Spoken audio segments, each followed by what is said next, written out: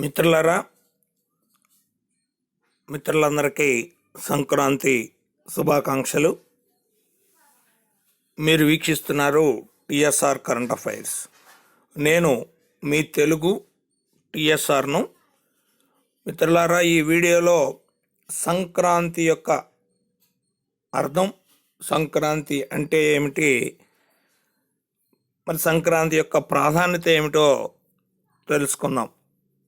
మిత్రులారా, సంక్రాంతి అనగా మంచి వృద్ధిని ఇచ్చే రోజు అనే అర్థం, మరియు తేజస్సును, కాంతిని ఇచ్చేటటువంటి రోజు సంక్రాంతి అని అర్థం.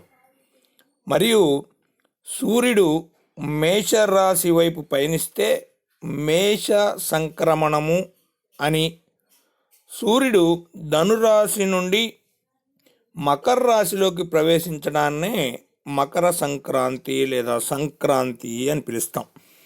అంటే సూర్యుడు ఈరోజు సంక్రాంతి రోజు సూర్యుడు ధనురాశి నుండి మకర రాశిలోకి ప్రవేశిస్తాడు. ఇలా ప్రవేశించడాన్నే మకర సంక్రాంతి ఆర్ సంక్రాంతి అని అంటాం.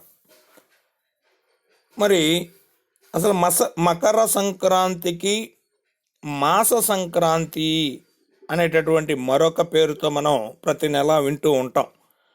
మకర సంక్రాంతి అంటే సంవత్సరానికి ఒకసారి సూర్యుడు ధనురాశి నుండి మకర రాశిలోకి ప్రవేశించడాన్ని మకర సంక్రాంతి అని మనం సంక్రాంతి పండుగను, ఈ వేడుకను జరుపుకుంటూ ఉంటాం. మరి మాస సంక్రాంతి అనగా ప్రతి నెల సూర్య భగవానుడు ఒక రాశి నుండి మరొక రాశిలోకి మారటాన్ని లేదా మరొక రాశిలోకి సంక్రమణం అవటాన్ని రవి సంక్రమణం ఆర్ మాస సంక్రాంతి ఆర్ మాస సంక్రమణముగా మనం పిలవటం జరుగుతుంది. అంటే ప్రతి నెలలో కూడా సూర్యుడు ఒక రాశిలో నుండి మరొక రాశిలోకి మారుతూ ఇలా 12 నెలలు 12 మాసాలలో పయనిస్తూ ఉంటాడు. ఇలా ప్రతి నెల ఒక రాశి నుండి మరొక రాశిలోకి మారటాన్ని రవి సంకరణం ఆర్ మాస సంక్రమణము అని లేదా మాస సంక్రాంతి అని కూడా పిలుస్తాం. ఈ విధంగా మకర సంక్రాంతికి మాస సంక్రాంతికి మధ్య ఉన్నటువంటి చిన్న భేదాన్ని గమనించాలి. ఇక ఆ తరువాత ముఖ్యంగా సంక్రాంతి రోజు మనం చేయాల్సినటువంటి ప్రధానమైనటువంటి పనులు ఏమిటి అని అంటే, సంక్రాంతి రోజు సూర్యోదయానికి ముందే నిద్రలేచి తలస్నానం చేయాలి. కొత్త బట్టలు ధరించి సూర్యనారాయణుని స్మరించుకోవాలి.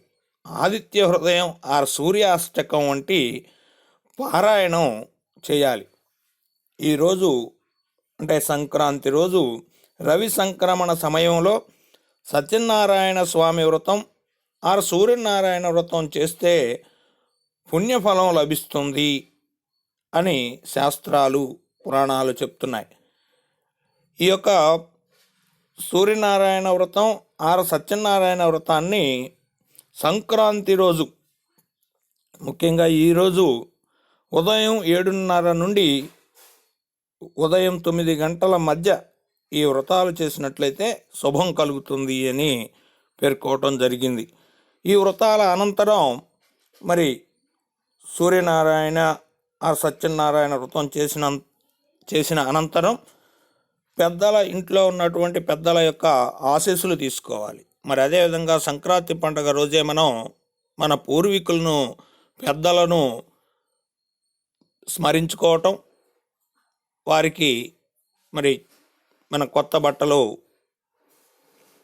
నివేదించడం, ఇటువంటి కార్యక్రమాలన్నీ మనం అనాదిగా అందరికీ తెలిసినటువంటి విషయాలే. ఇక ఆ తరువాత ఇదే రోజు